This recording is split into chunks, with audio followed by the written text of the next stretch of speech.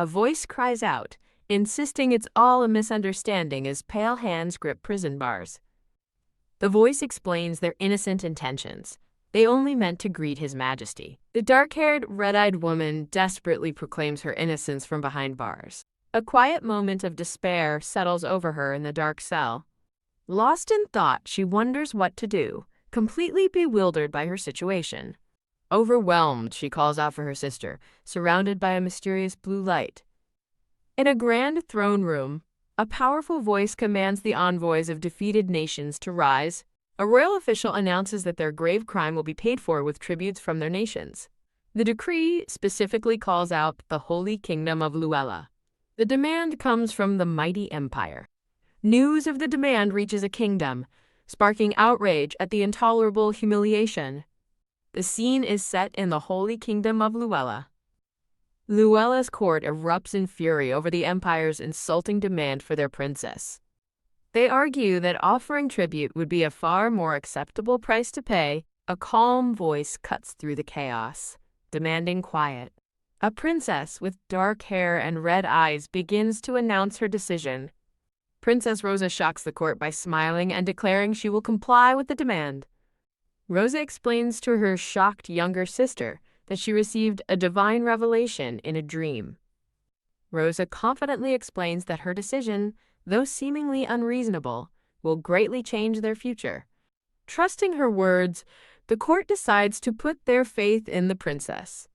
The narration reveals Princess Rosa is a twin with the holy power of foresight, which has long protected the kingdom. Ririn, the second princess, bravely volunteers to go to the empire in her sister's place. Rosa questions her sister's resolve, but a trembling Ririn insists she must go as a princess of Luella. Rosa holds her sister's hand, reminding her of their duty to the kingdom's future. Rosa reveals a crucial detail. The divine revelation was not about her, but about Ririn. She explains the dream foretold Ririn finding happiness with the crown prince of the empire. The sisters share a heartfelt embrace, with Rosa promising they'll always be together in spirit. Noticing her sister's scented pouch is fading, Rosa offers to refill it with fresh herbs before her departure. Rosa gives her the pouch as a memento of her and their home, and Ririn promises to keep it always. Ririn clutches the precious gift to her heart. Back in the prison, a harsh voice condemns the terrified Ririn as a wicked woman. The guards accuse her of denying her crime, warning that her kingdom will share the punishment. Mocking her defense, an accuser asks if she truly claims to have killed the emperor all by herself. As Ririn desperately denies the charges, a man's commanding voice silences the room to take over the interrogation. A warning is issued to step back, and all eyes turn to the man in charge. He is revealed to be Crown Prince Shade, who calmly tells the princess the situation is regrettable. Ririn desperately pleads her innocence to the prince, swearing she never laid a finger on His Majesty. The prince coolly points out that the weakened emperor could have been killed by indirect means. He then presents the scented pouch, demanding to know why she possesses it. Confused, Ririn explains it's a childhood keepsake, wondering at his line of questioning. The prince reveals the shocking truth. The pouch contains a paralyzing poison, casting doubt on her story. He empties the pouch, explaining the herb is so potent that even touching it can cause seizures.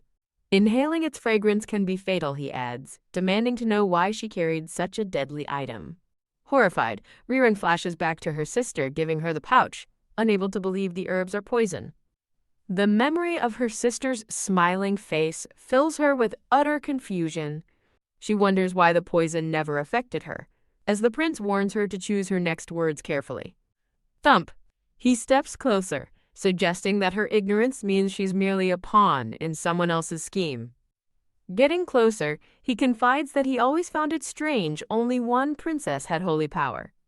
He suggests she too possesses a holy power, one that grants her immunity to the poison. That can't be! She cries. A sudden realization dawns on her. She's never once been seriously ill or injured in her entire life. A horrifying possibility begins to dawn on her. The prince urges her to speak about the power she was unaware of, as a vision reveals her sister Rosa possessed a pouch with a different, sinister scented power. Bam! The cell door is suddenly thrown open. The third empress storms in, pointing an accusing finger and demanding they execute the accursed woman at once. The prince urgently grabs Ririn, demanding to know who gave her the scented pouch. He declares that person is the true culprit, forcing Ririn to confront the terrible possibility that her own sister deceived her. As the furious empress tries to seize a guard's sword, Ririn desperately maintains her faith, thinking her sister would never deceive her. She insists it must all be a misunderstanding, her form glowing with a faint blue light against the cell bars. Although she tried to believe in her sister, as she awaits the Empress's strike, she realizes that deep down she already knew the truth. The awful realization finally hits her. Her sister had been deceiving her all along. Tears stream down Ririn's face as she remembers she was prepared to give her life for her sister and the kingdom. A dark resolve forms within her shattered heart as she vows to act. Cough, cough. A faint coughing sound breaks the silence, and she wonders where it's coming from. Her gaze falls upon a familiar chandelier as a strange sense of recognition washes over her. A woman appears in the doorway, and Ririn instantly recognizes her as the wet nurse who cared for her as a child. The nurse, Gabriella, smiles and asks if Princess Ririn is awake, leaving Ririn utterly bewildered. Gabriella shouldn't be alive. Suddenly, she sees the world through the eyes of a baby, reaching out with tiny hands. Her world is a blur of flowers and bright colors, a startling return to infancy. The scene shifts back 5 years ago to the queen holding her newborn twin princesses. The queen looks distressed while a maid recalls the kingdom's terrible superstition. Twin princesses are a symbol of calamity. Fearing the legend of a bloody path, the queen makes a desperate decision, placing her trust in her servant, Gabriella. The queen reveals her secret plan. She will raise the twins as a single person. Gabriella reacts in shock as the queen explains they will alternate being her daughter and Gabriella's, growing up as the same princess. The queen explains she received a divine revelation, convincing a hesitant Gabriella that this is the only way to save the kingdom. Gabriella accepts her difficult role, swearing on her life to raise the two girls as one single princess. Grateful, the queen entrusts one of the infants to Gabriella, believing this trial from God has a purpose. A prayer is offered to the goddess Ea, the protector of their kingdom, Luella. Side by side, the queen and Gabriella hold the twin infants, now united in their mission to protect the children and the kingdom. The setting is established in a time of crisis within the Holy Kingdom of Luella. In this land of divine rule, one tradition was absolute. The birth of twin princesses was forbidden. The prohibition stems from an old, tragic tale of twin princesses. Long ago, twin princesses divided the kingdom and caused great bloodshed, leading to a cruel custom of sacrificing one at birth. A woman in a starry gown stands alone, contemplating the weight of this history. But a new path was chosen. When twin princesses are born, both will be raised. And so began their secret life, alternating each day between being the queen's daughter and the nannies. For decades they lived this lie, hiding the truth even from their own father until they came of age. Rin reflects on the painful charade, feeling that neither of them ever truly lived their own life. A small, decorated box is held delicately in someone's hands. A young Ririn hugs her teddy bear, a moment of childhood innocence. Her maid, Petrus, is introduced as she gently pats the young princess on the head. The young princess looks up at her maid, now nicknamed Trice, and asks how old she is. After a moment of thought, she concludes she is now 4.5. She realizes this is the perfect time to change the future, starting by saving Gabriella from the tuberculosis that originally claimed her. With newfound determination, she clenches her small fist, ready to act. She surprises her maid by demanding her hair be styled in a round bun. The maid recalls that the king loves that hairstyle, and the princess declares she will wear it often from now on. As her hair is put up in a bun and tied with a ribbon, she meticulously plans the rest of her outfit. In the throne room, an official proposes a budget increase to strengthen the kingdom's defenses. The king remains silent before coughing, as the official asks for his signature on the budget plan. From off-screen, a voice confirms they personally revised the draft, just as they had planned. A stern voice declares a report given to the king is trash. The speaker is revealed to be Queen Aubreyne Teresa, who sits impassively on her throne. A man in purple kneels far below, nervously asking what was wrong with his proposal. She reminds him of her clear order: cut wasteful spending and focus on the people. As he starts to object, her hand closes around a bright red apple. A sudden, sharp sound rings out as the official looks on in stunned silence. Whoosh! A dagger pierces the apple as the queen coldly questions the need for more carriages and recruits for border defense. Holding the stabbed apple, she warns him that if he dares to deceive her, she'll cut out his tongue. A small, dark-haired princess is startled as she walks through the hall with her maid. The official in purple is seen flying down the hallway in utter terror. Hoo-ah! The princess watches in confusion as the man soars past her. Her maid, Trice, sighs that Her Majesty has made the count cry again, and the princess asks in shock if her mother was responsible. The maid confirms it, adding he's likely too upset to greet them, shocking the young princess. Vowing to see her mother no matter what, she peeks around a corner as a surprised guard announces her arrival. The little princess beams, ready to make her grand entrance. The guards try to stop her, insisting His Majesty is busy, but she is undeterred by the tense mood. Ignoring their pleas to return later, she dashes up the long staircase, calling for her mama. Her charge stops short as the imposing figure of the queen looks down at her. The queen's sharp gaze softens as she recognizes the girl, questioning, "Rostel?" ? The terrified guards brace themselves, fearing the queen's wrath will now turn on the princess. But to their surprise, the queen's face breaks into a joyful smile as she lovingly embraces the child. The guards breathe a collective sigh of relief, impressed by how smoothly the queen handled the interruption. The queen happily notices her daughter's bun hairstyle, her favorite, and Rostel proudly asks if she looks cute. Declaring her adorable, the queen playfully nibbles on her cheek, exclaiming, "Munch, munch!" Rostel realizes her charm offensive was a success and decides to seize the moment for her true purpose. With the stabbed apple still on the table, she formally asks her mama for a favor, which the queen finds oddly distant. The little princess sparkles with anticipation. The queen muses that she'll decide whether to grant the favor after she's heard what it is.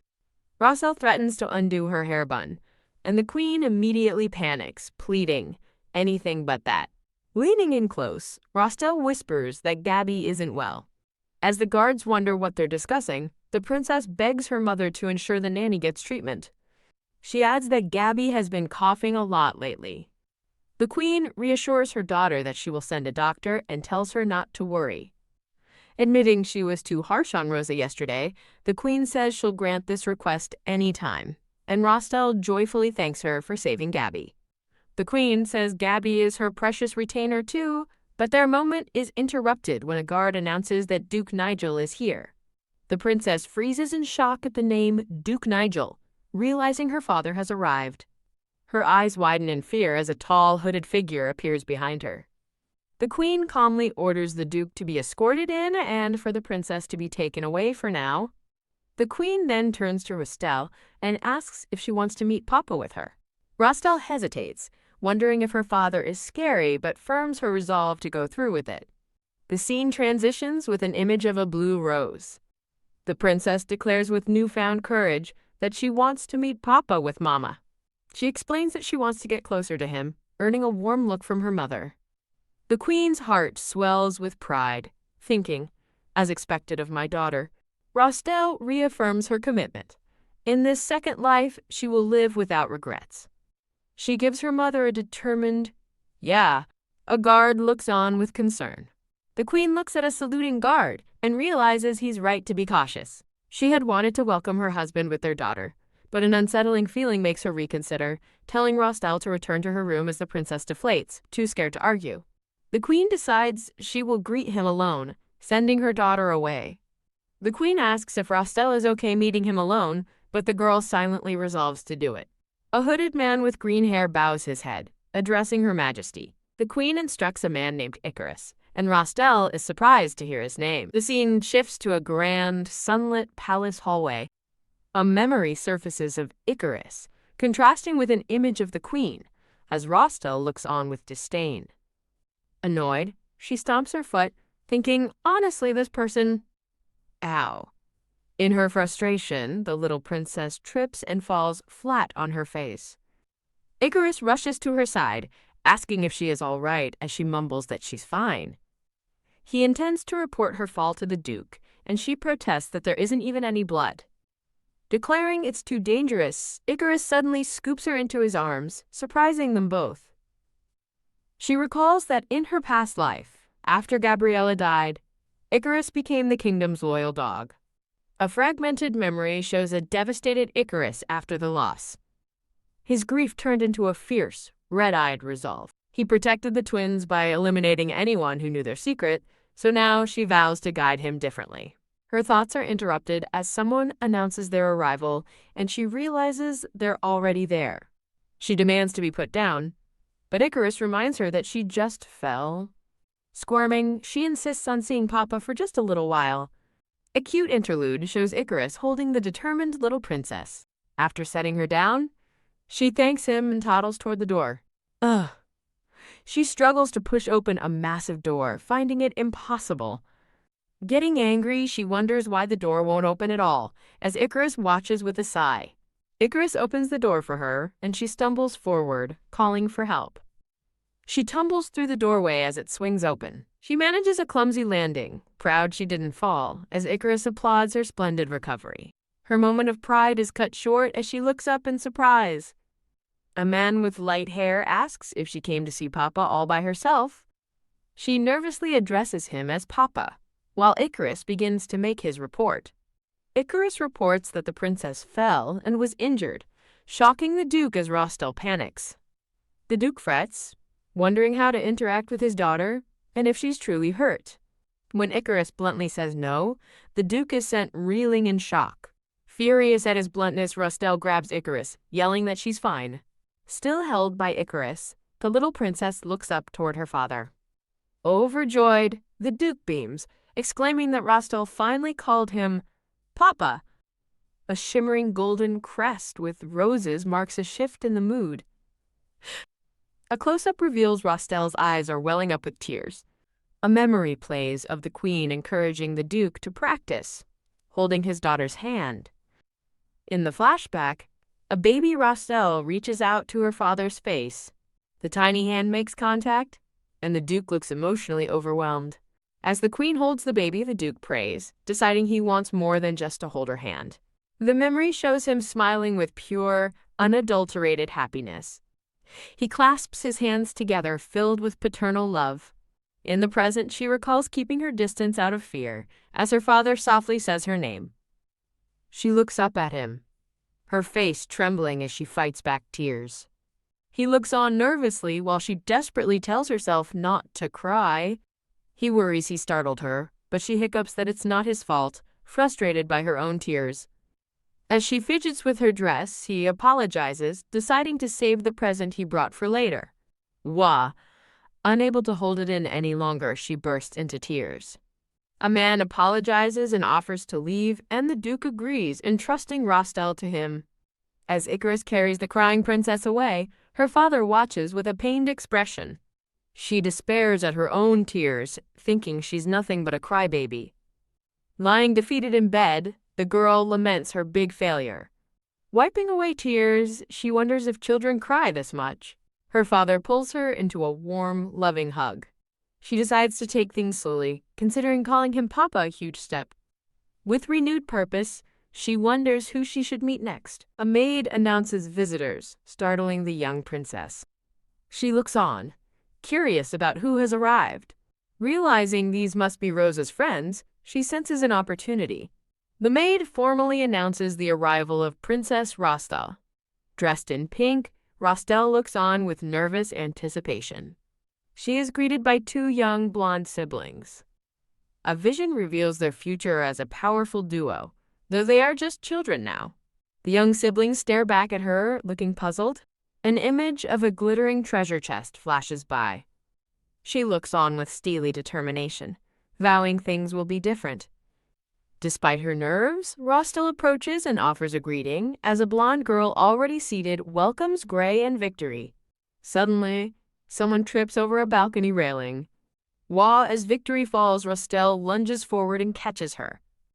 Embracing, Victory happily exclaims her own name in relief. In a memory, Gray reminds his sister Victory to be respectful. The two siblings bow deeply and formally before her. Rostel internally gushes over how cute the two little angels are. When she offers them sweets, the siblings look up in utter disbelief. A voice off-screen scolds Victory for not using proper honorifics.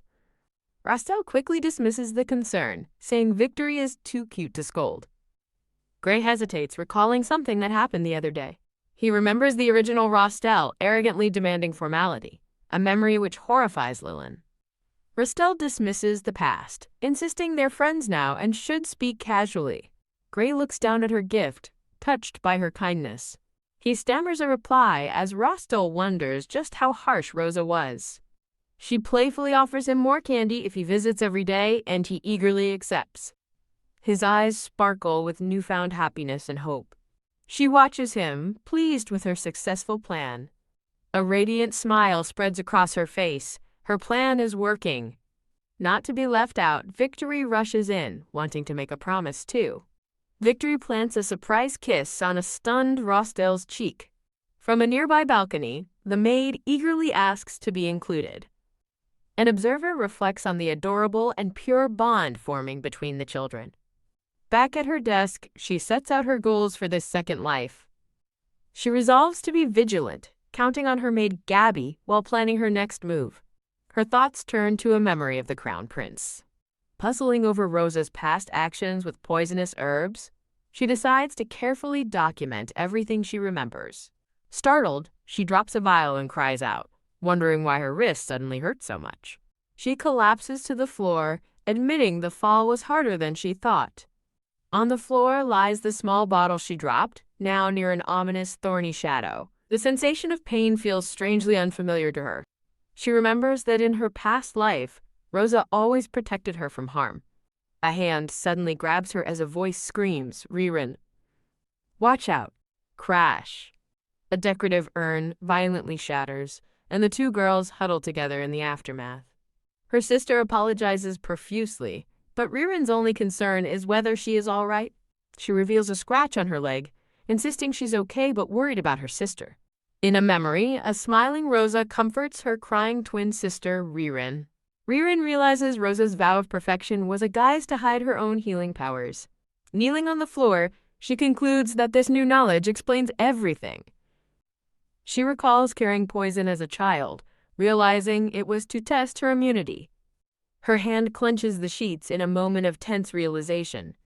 Furious, she understands Rosa's deception was to hide her divine healing ability. Ririn deduces Rosa feared this power because it threatened her own position. A memory reveals Rosa only became kind after a divine oracle, solidifying her scheme. At her desk, she seethes, realizing Rosa knew about the prophecy and said nothing. Vowing revenge for a lifetime of deception, her rage startles her maid, Gabby. Gabby's voice calls out, asking why she is still awake. The maid enters the room, announcing that she is ready. Asking if Rosa is awake, Ririn remembers her mother forbade them from speaking. In a blue cloak, she resolutely declares she wants to talk to Rosa tonight. She dismisses sending a message, insisting she must speak to her sister herself. Determined, she vows that this time, Rosa's manipulation will finally end. The maids agree to the princess's request, promising to make the arrangements. Gabby gently reminds her to be quiet as she agrees. The two make a heartfelt promise before Ririn departs. She happily skips away as Gabby watches over her. Ririn runs down the hall as her maid agrees to stand watch. Peeking into Rosa's room, she's startled to find her sister on the floor. Hiding behind the door, she wonders what her sister is doing. Rosa scrambles to hide a broken object, sighing in frustration. She reveals their mother's cherished mirror, now shattered, as both sisters panic. Seeing Rosa so flustered and scared, Riren's anger turns to pity. With newfound resolve, Riren charges forward as Rosa stumbles. Riren calmly asks what happened, prompting a defensive denial from Rosa. When accused of breaking the mirror, a panicked Rosa insists she's innocent. Rosa claims the mirror fell on its own, but Riren sees through the lie. Realizing Rosa has always been a liar, she wonders why she ever trusted her. As Riren approaches, a terrified Rosa accuses her of planning to tattle. Rosa threatens to blame Riren first, solidifying Riren's resolve to change her. Riren rushes past Gabby, who reminds her to be quiet. Apologizing, she clutches the wrapped mirror, catching Gabby's attention. Gabby immediately recognizes the treasured mirror Her Majesty owned. Rin thinks about the mirror's precious history, questioning the current situation. Despite her fear of being scolded, she steels herself for what's next. Stepping forward boldly, Riren declares to a shocked Rosa, "I did it." She claims her hand slipped while looking at it, surprising Gabby. Riren feigns guilt, looking down with a nervous expression. Gabby's expression shows she is carefully considering the girl's confession. With a knowing and gentle smile, Gabby seems to understand the situation. Gabby offers to take the blame herself, and Riren clutches the mirror tightly. The sisters hand the broken mirror over to the kind maid. Gabby holds the shattered pieces of the ornate mirror. As Gabby escorts Rosa away, she tells Riren to wait there alone. Left alone, Riren clenches her fist, questioning her own selfless act. A memory surfaces of her mother's sweet but deceptive words. She bitterly recalls her mother's betrayal, which led to her death. Clenching her fists, she wonders why she couldn't abandon her sister. Gabby peeks into the room, calling out for Riren. A cloaked boy returns, explaining that Princess Rosa forgot her cloak.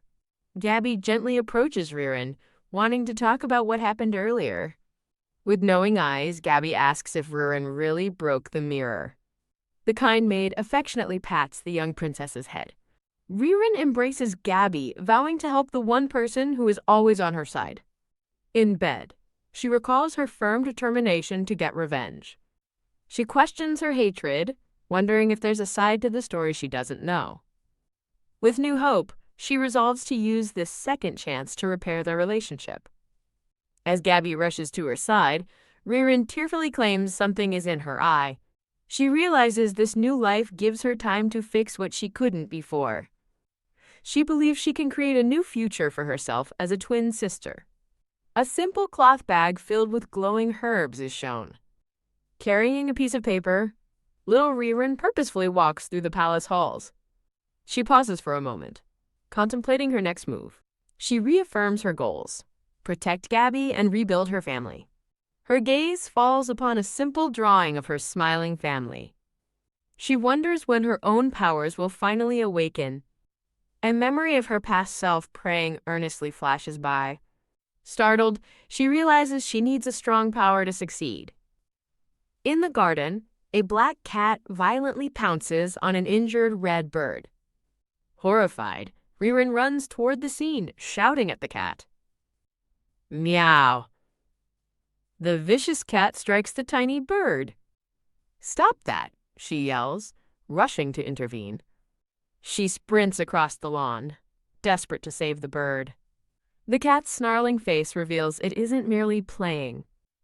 The cat lunges for the final blow. Diving in front of the bird, she takes the scratch herself.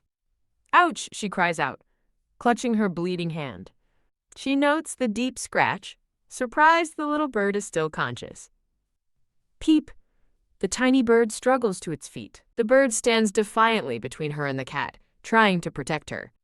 She reflects on how even a small bird is brave, unlike her past self. As memories of being caged flood her mind, the cat's paw slashes down. Riren flinches, bracing for the impact. Curling into a ball, she laments that she can't protect anyone. Suddenly, a brilliant golden light erupts from her. Pip. The little bird nestles against her cheek, offering comfort. She holds the bird close, vowing to fight alongside it. She recalls her past life, where she was weak and reliant on prophecy. The bird's courage inspires her to realize that running from fear solves nothing. With newfound resolve, She grabs her sketchbook from the grass. She stands her ground, ready to fight back. Facing her determination, the cat hisses and flees as she shouts for it to leave. A glowing vision of her mother's tearful, loving face appears before her. Rin stands in a sunlit field, stunned by what just happened. A maid suddenly grabs her, asking in alarm what happened to her clothes. The panicked maid frets that Lady Gabriella will kill her for this. A voice notes that the creature is gravely injured but alive, suspecting it collapsed while protecting them. The young Princess Rostel looks on with wide, concerned eyes. In a different dress, she urgently asks her maid if the creature is all right. A doctor assures them the wound has been stitched and is not severe. The doctor adds that it can't fly yet and will need to be monitored. As the bandaged red bird sleeps, the maid offers to care for it. But the princess firmly insists, "I'll look after it." She brings the little bird to a room, relieved to have it safe for now. She watches over the sleeping bird with a gentle, caring gaze. A faint voice whispers about watching over her, leaving the princess confused. Peep? The little red bird suddenly wakes up, chirping brightly. The princess is overjoyed, exclaiming that her little bird is awake. The tiny bird hops excitedly on its small cushion. She decides to name the bird Pippi, and it chirps back in agreement. Holding Pippi, she looks at it quizzically as it peeps. She puzzles over how the cat that attacked Pippi could have gotten past the palace guards. Peep. The tiny bandaged bird snuggles contentedly into her hands. A radiant smile blossoms on the princess's face. She beams with pure happiness, holding her new friend. That night, in Princess Rosa's bedroom, her nanny Gabby tucks her in, reassuring her of the Majesty's love before being told to take care herself. From her own bed, Rostel calls out to Gabby with concern. Rostel smiles sweetly in her bed, hugging a teddy bear. Gabby's words of comfort echo as little Rosa wishes her nanny well. As Princess Rosa sleeps, a sudden noise startles her. A sleek black cat enters her room, and she wonders why its fur is messy. She falls back asleep, now peacefully cuddling the mysterious cat. A voice thinks Gabby is a fool for taking Siren's words seriously. A cute chibi drawing shows the girl happily holding the cat. She hugs the cat tightly, thinking herself much better than Ririn. She recalls Ririn protesting her innocence and wonders why she did that. Holding the cat close, she finds Ririn's act of being a good person strange. The cat's eyes gleam with a menacing thought about what it will do if she acts good again. The scene shifts to a bright festival as a herald announces an arrival. A formal announcement declares the arrival of the Emperor and Empress. The regal Emperor and Empress of the Empire make their grand entrance. The Empress smiles warmly as she spots someone in the crowd. Princess Rostel, with Pippi on her shoulder, happily announces she came to greet them. The Empress calls her an adorable child and asks about her bird friend, whom Rostel introduces as Pippi. The Emperor looks delighted, asking if she came to see him too. The Emperor promises to listen to Rostel's request as she explains how she met Pippi. She furiously explains that a mean cat scratched Pippi, shocking the Empress. The Empress's expression turns terrifyingly cold, though Rostel insists she's fine. The maid feels a sudden murderous aura. Softening her gaze, the Empress offers to investigate the cat for her daughter. Rostel beams with joy, thanking her mama enthusiastically. The Empress orders Icarus to report his findings on the cat.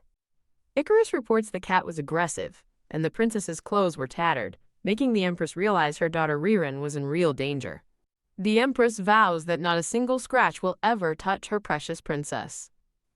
She commands Icarus to increase security and keep the children away from the cat. Icarus accepts the order and prepares to head to the detached palace. The Empress decides she must also check on Rosa, and Icarus agrees to inform Gabriella. A voice states that the twins must act as one person, requiring an explanation for Rosa. The Empress enters a grand bedroom, calling out to her daughter Rosa. Rosa, cuddling a black cat, happily greets her mama, who recognizes the feline with alarm. The Empress questions Rosa about keeping the cat, revealing she's heard of a cruel animal on the grounds as Rosa introduces her friend, Joy. The Empress explains that Ririn was nearly hurt by a cat, and this must be the one. Asked to hand him over, a panicked Rosa clutches Joy, pleading that her friend is a good boy. The Empress softens, assuring Rosa it's just a precaution, and she'll return Joy after an investigation. A mysterious thought wonders if Princess Rostel is actually two people in one. Rosa argues that Ririn provoked Joy, but her mother counters that Ririn wasn't the only one threatened. A dark vision reveals the cat's bloody claws over a fallen bird, illustrating its history of bullying. The Empress muses that the cat's instinct to attack animals could easily extend to people. As the Empress advises her to keep a distance, Rosa clenches her dress, thinking Joy is being unfairly blamed. Feeling wronged, Rosa questions why her friend must be taken away, silently denying the accusations. Rosa shouts at her mother, defending Joy's innocence and refusing to be separated from him because of Ririn. The Empress laments that everyone always sides with Ririn, remembering Gabi's similar words. A voice calls out to the defiant, silent Rosa. As her mother turns to leave, calling her stubborn, Rosa protests that it's not true. Rosa lunges after her mother but trips and falls hard on the floor. The Empress rushes to her side, but Rosa is more worried about Joy than herself. As Rosa cries out his name, Joy leaps from the windowsill and vanishes outside. The Empress sighs, looking down at her daughter with a pained and resigned expression. Heartbroken, Rosa realizes Joy is gone, fearing he understood her mother and will never return. The cat looks back, its yellow eyes filled with a grim determination. Fuming with tearful rage, Rosa decides this is all Ririn's fault. She remembers Ririn with her bird, bitterly wishing her twin wasn't there at all. The scene shifts to Ririn's bedroom later that night. Inside, the little red bird Pippi sleeps soundly. From the shadows, the black cat Joy watches with glowing yellow eyes. Rin enters, greeting Pippi and mentioning her investigation into the cat has stalled. Startled, Ririn spots the cat, revealing she brought a sachet of citrus to repel it. The cat meows in protest as the citrus scent works, forcing it to back away. Ririn warns the fleeing cat to get out before she uses the sachet on it. After the cat escapes, Ririn deduces it wasn't just searching for food this far from the gardens.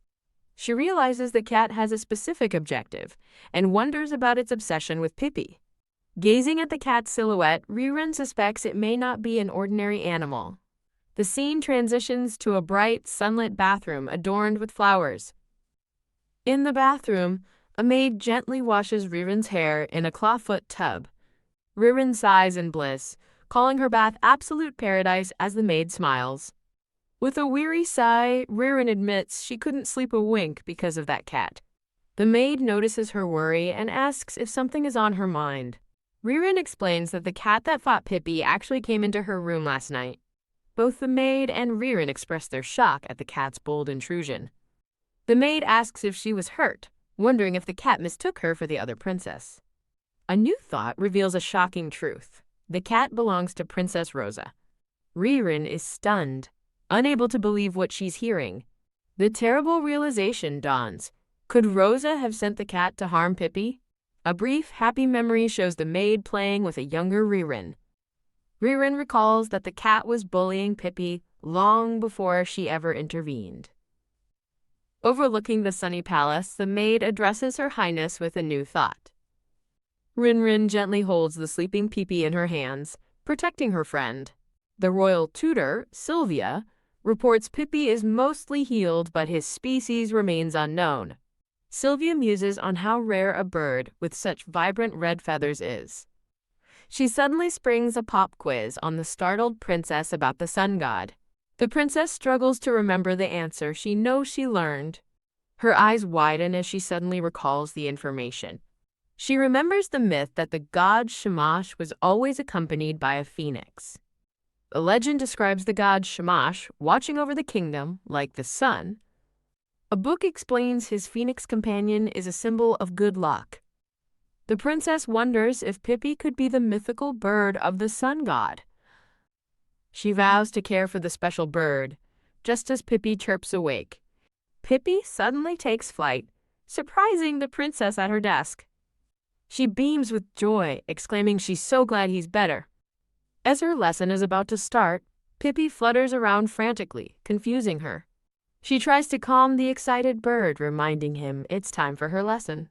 Sylvia wonders if Pippi is trying to protect the princess from being overworked.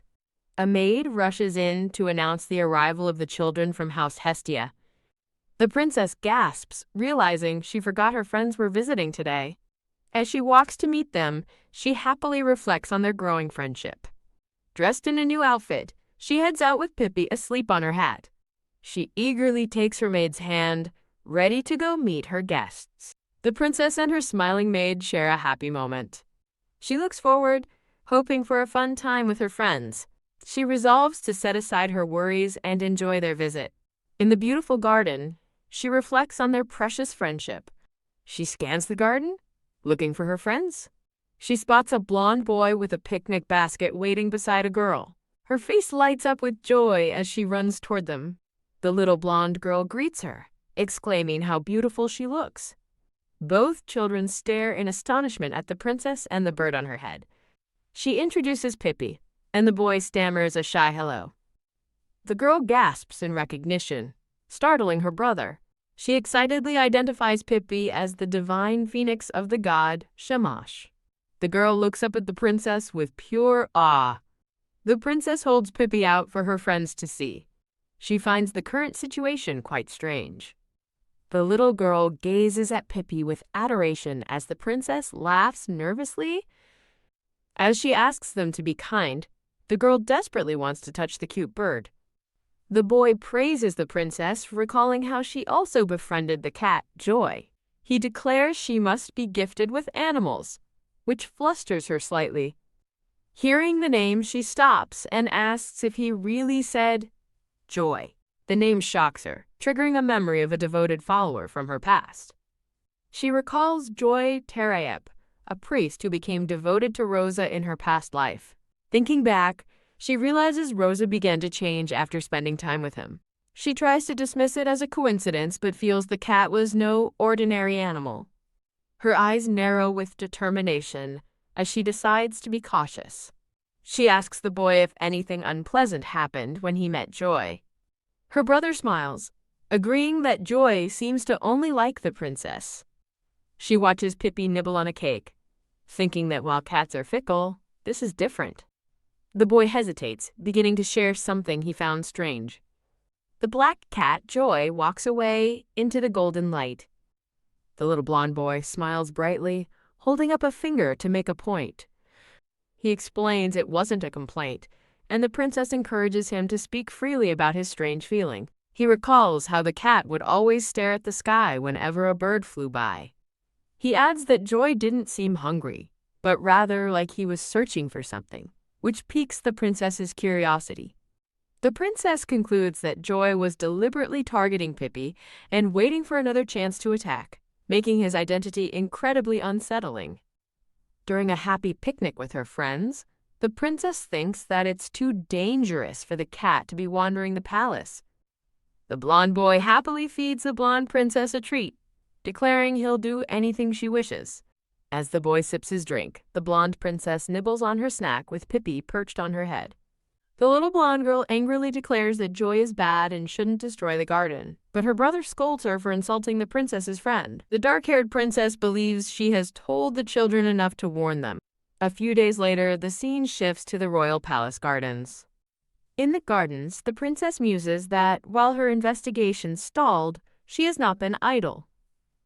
Her red eyes narrow with determination as she thinks about her next move.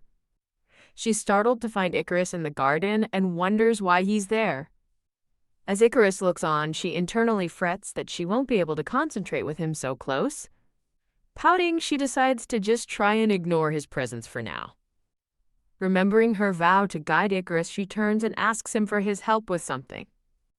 She pouts in frustration, clarifying that she wants him to help her with the task, not do it for her.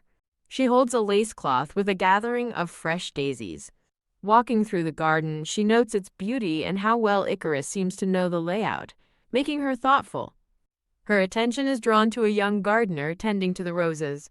The gardener greets Princess Rostel politely, offering his assistance. Rastel smiles warmly, introducing herself and expressing her pleasure at meeting him. He shows her a bandaged hand, dismissing it as a minor work-related mishap. Rastel's expression falls as she worriedly asks if her cat was the cause. The gardener flails in denial, insisting he was just hurt while working. The princess watches him, wondering why he feels the need to lie. She has a sudden realization.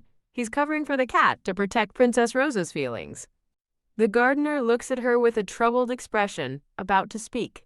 He confesses that the cat is hostile towards people and has attacked other maids, confirming Rastel's suspicions. He explains there's a small hole in the garden wall where he often sees the cat lurking.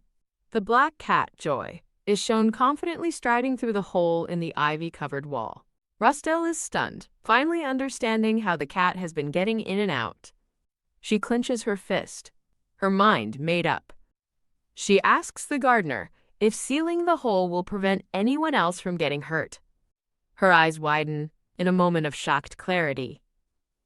She declares with conviction that the cat will not get through anymore. Clenching her fist again, she reaffirms her decision. A chibi witch delivers a promotional message for the comic. Her face is a mask of wide-eyed determination. Looking at the beautiful garden, a thought bubble confirms that sealing the hole will end the danger. The gardener warns that she may never see that place again, and she nervously agrees that she knows. She resolves to handle the situation naturally, admitting she still likes Joy, but her duty comes first. With a pained expression, she explains that, as a princess, she can't allow anyone to be harmed and begs him to help her. The gardener understands her reasoning and agrees to block the hole, much to her relief. With the cat problem temporarily solved, she can finally focus on making a bouquet for her father. She sits among the flowers, asking her father to wait for her as she finishes her gift. Phew. Wiping her brow, she sighs in exhaustion. She holds up the beautifully finished bouquet, realizing flower arranging is much harder than it looks, and vowing to pay better attention in class. A guard tells the princess it's time to return to the castle, but she asks for a little more time. Holding a bouquet, the young princess asks if her guard, Icarus, protected her all day. She calls out to Icarus, who looks back with a questioning glance. He asks the princess what she needs. She declares that she wants to give her flowers to Icarus, who is visibly surprised. With a small gesture, she hands him a single pink flower. Icarus looks down at the flower, quietly contemplating her gift. Flustered, she quickly explains she only picked it because its pretty pink color matches his eyes. His stern expression softens under the warm sunlight. Seeing his reflection in her bright red eye, he agrees that the color is indeed similar. A rare, gentle smile appears on Icarus's face as he holds the flower. The princess is stunned, thinking that the normally gruff Icarus actually laughed. Mortified, she quickly runs away, telling him to forget she said anything. Safely inside the palace, she wonders if his heart has finally started to open up to her. She asks Icarus if they'll make it in time to see her father, and he confirms his schedule is clear. She pauses at the door, realizing it's been a long time since she formally saw her father. Peeking through the doors, she smiles, ready to see him. A man with light gray hair is startled by her arrival, asking why Rastel is visiting so suddenly. Rastel happily runs to her father, announcing she has a gift. A bouquet of flowers she picked herself. With a radiant smile, she says she would be happy if her papa would accept it. He recalls a painful memory of her crying as a child. Looking down at his daughter, his expression is filled with sorrow. He gently takes the bouquet from her small hands. Deeply moved, he sincerely thanks Rastel for her thoughtful gift. His eyes well up with tears, touched by her kindness. Overjoyed by his reaction, Rastel covers her giggling face with her hands. He promises to display the flowers and invites her to join him for dinner. As they hold hands, Rastel feels her heart grow lighter and vows to never hesitate again. The scene transitions through an ornate, sunlit hallway. A woman with long black hair appears, remarking how rare it is to see father and daughter together. She asks Rastel when she and her papa became so close, and Rastel beams, announcing their dinner plans. The woman looks down at the happy child, her expression unreadable as she murmurs Rastel. She asks to speak with Rastel for a moment, and the girl happily agrees. She kisses Rostel's forehead affectionately, telling her she's happy too. Her tone darkens as she delivers bad news. She says Rosa has been very depressed for a while. She explains Rosa's sadness is because cats can no longer be kept in the palace, a separation that was apparently part of a plan. Rostel's eyes widen in shock at this revelation. She realizes with horror that this new rule means she will have to say goodbye to her beloved bird, Pipi. A chibi witch waves from the corner of the page. In her room, she remembers the official declaration that there is only one princess in the family. She thinks back on how strange it must have seemed for her to care for a cat and a bird on alternating days. She rests her head on a scroll, her expression full of quiet sorrow. Looking up with determined eyes, she laments that she just wanted to watch over them until they were better. Her resolve hardens as she stares ahead. An adorable version of her points forward, urging action. The little red bird Pippi appears looking feisty and determined. Startled, Rostel reacts to a sudden surge of dark energy. A mysterious voice echoes from outside the castle walls, asking, "Can you hear me?" The dark-haired princess looks up with wide, questioning eyes. The little red bird furiously objects to being called a parrot. The princess wonders what kind of talking bird he could be. The bird boldly reminds her of her promise to protect him. She frets, admitting she can't go against her mother's wishes. He cryptically declares that she will undoubtedly need his help. The bird foretells a dark future, where her sister's revenge endangers the kingdom. His dire warning leaves the little princess completely stunned. He bargains for his safety, offering answers in exchange for protection.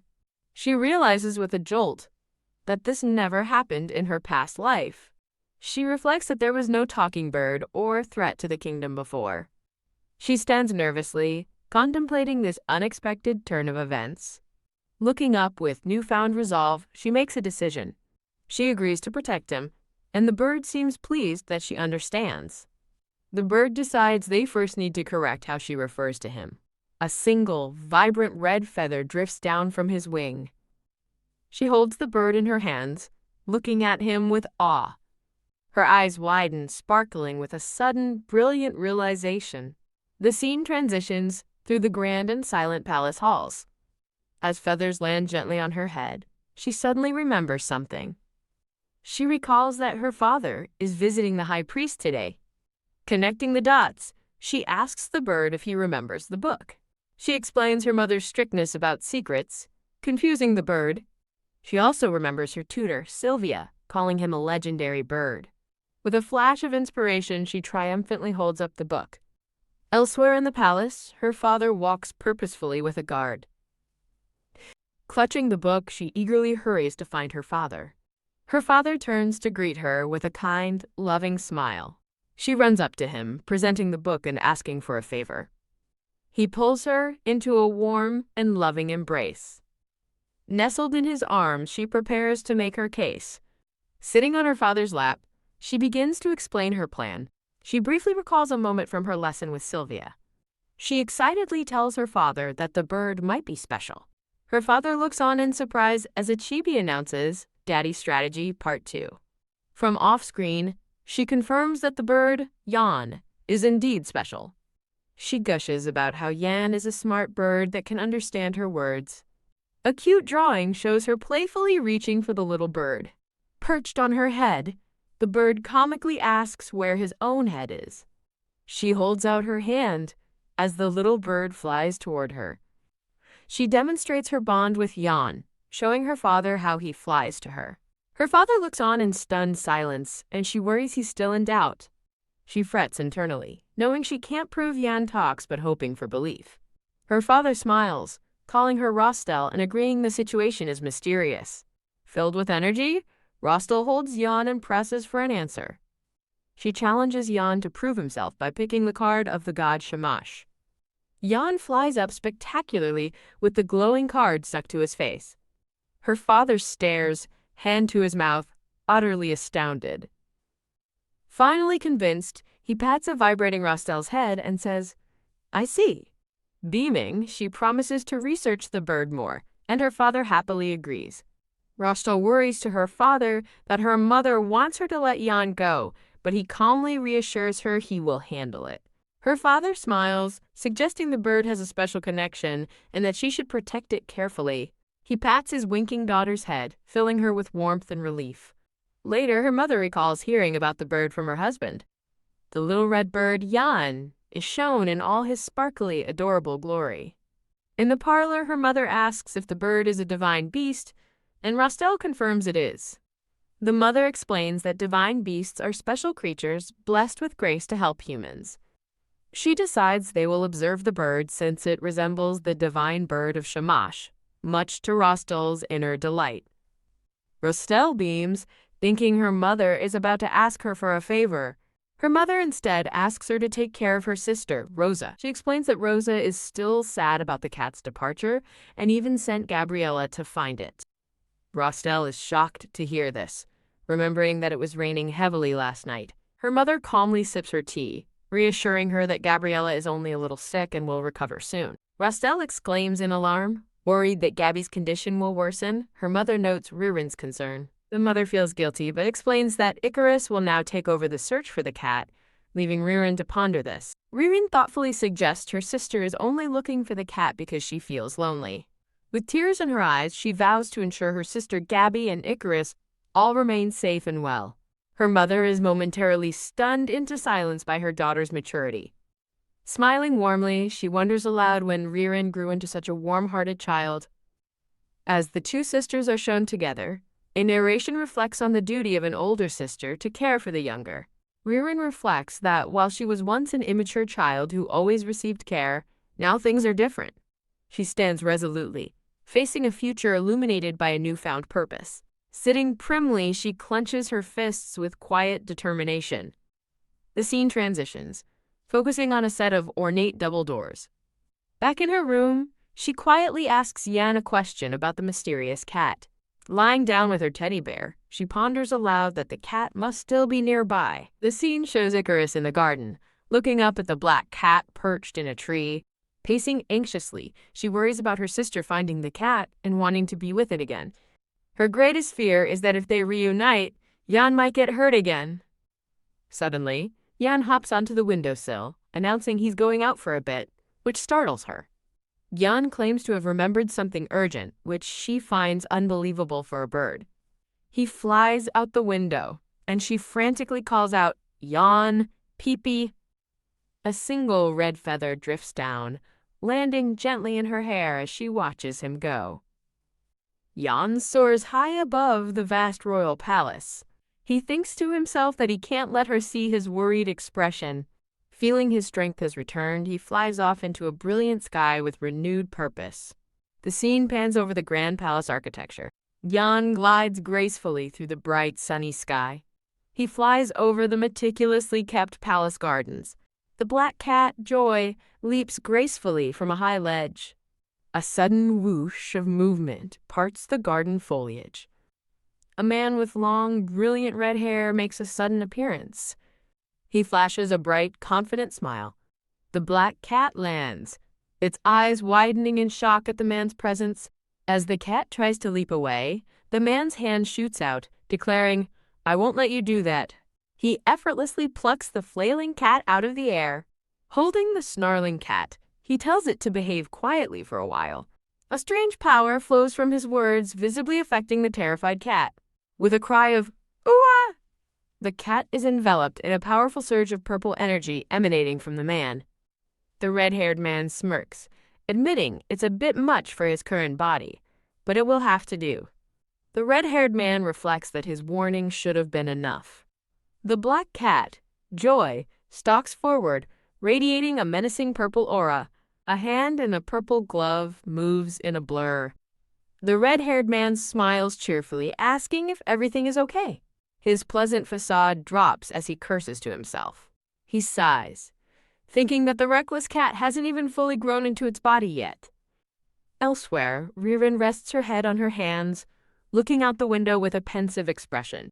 From off-screen, her mother's voice calls to Rosa, asking if she sent her teacher, Sylvia, home again. The mother sits by Rosa's bed, asking how long she plans on skipping her lessons. Hiding under the covers, Rosa declares she wants to see Joy and refuses to do anything until he is brought to her. The mother reminds Rosa of her promise to part ways with the cat, explaining that Icarus couldn't find it and that it might have left the palace, which visibly upsets Rosa. A close-up on Rosa's determined eye shows her mother asking if she has given up on the cat. Wah! Rosa shoots up in bed, screaming "No!" in protest. Rosa angrily points out that Ryron gets to keep her bird, questioning why she can't do the same. Her mother calmly holds her teacup, revealing she has already spoken with their father. She explains that she heard Ryron's bird might be a divine beast. Showing an image of the divine bird, she states that if it is one, they must sincerely take care of it. The mother declares that she is not favoring either of them, which makes Ryron flinch. Ryron clutches her dress, thinking that her sister can't keep skipping lessons like this. Her mother admits that she is also sad that Rosa can't see the cat. She announces it seems too hard to keep both girls in the palace, so one must go to the townhouse until a divine message arrives, shocking Ryron. Rosa bursts into tears and hugs her mother tightly, begging not to be separated. As her mother pats her head, Rosa pleads with her not to be angry anymore. Ryron steps forward and volunteers to be the one to go, reminding her mother of her duty as the first princess and leaving her mother stunned. The mother reflects on the fact that she raised them both together. Sitting by the bed, she notes how her daughters are growing up with such different personalities and wonders what to do about Rosa. Ryron finds Jan collapsed on the floor and worriedly asks if he is okay. She offers him a snack, questioning where he went to have used up so much energy. As he eats, Jan reveals that he sent the cat far away, which confuses Ryron. With newfound energy, Ryron celebrates with Jan that the big cat is finally gone. Ryron recalls her past life, where her immunity to a poisoned incense bag proved the existence of her healing power. A sudden realization strikes her, and she pauses to think. Realizing what this implies, she runs out of the room. She quickly grabs an ornate golden bedpost finial. With a determined look, she holds the finial, ready to use its sharp point. As she aims the point at her finger, Jan screams for Ryron to stop. A sharp, painful impact is felt. Our blood splatters as she cries out in pain. Staring at the blood on her finger, she realizes her healing power isn't ready yet. She remembers that all the suffering she would have faced was prevented because Rosa always protected her. Her eyes well up with tears as she finally understands the truth. Her teardrops fall, rippling like water. She looks up, bewildered, as a brilliant pink light suddenly surrounds her. Jan stares in utter shock at the sudden burst of power. Ryron gazes in amazement at her finger, now completely healed and glowing. A bright, joyful smile spreads across her face as she's bathed in light. She excitedly turns to Jan, eager to show him her healed hand. He furiously lectures her, questioning how a 4-year-old can be so reckless. Ryron proudly announces her divine power, but Jan seems unimpressed. Jan reveals her divine power even surpasses her mother's. Stunned, she stares back in silent awe. He asks if she truly understands how incredible this is. A maid rushes in with a gift, as Ryron wonders what "I healed you" means. The smiling maid presents a beautifully wrapped pink box. Surprised, Ryron asks if the gift is for her. She tries on a lovely new dress while Jan flutters nearby. A flurry of maids enthusiastically attend to her every need.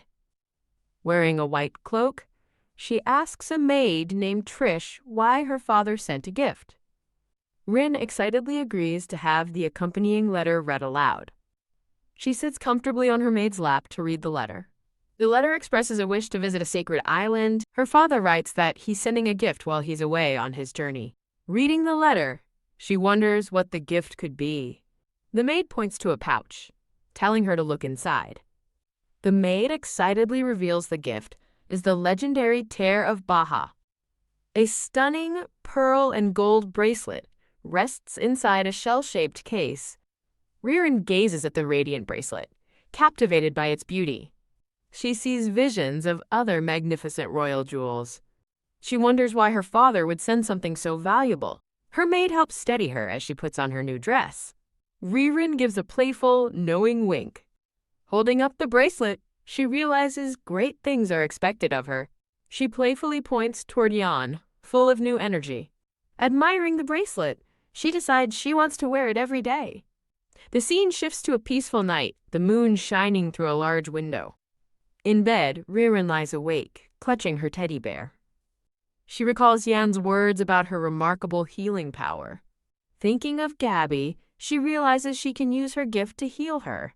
A fond memory shows a young Ririn reaching for her mother's hand. Lying in bed, she gazes thoughtfully at the new bracelet on her wrist. She declares she and Rosa together are Lady Rostel and summons Icarus. Icarus appears instantly, bowing respectfully to his lady. Ririn, her hair now long and down, asks him to make a second bracelet. She explains that sharing one bracelet between her and Rosa is too risky.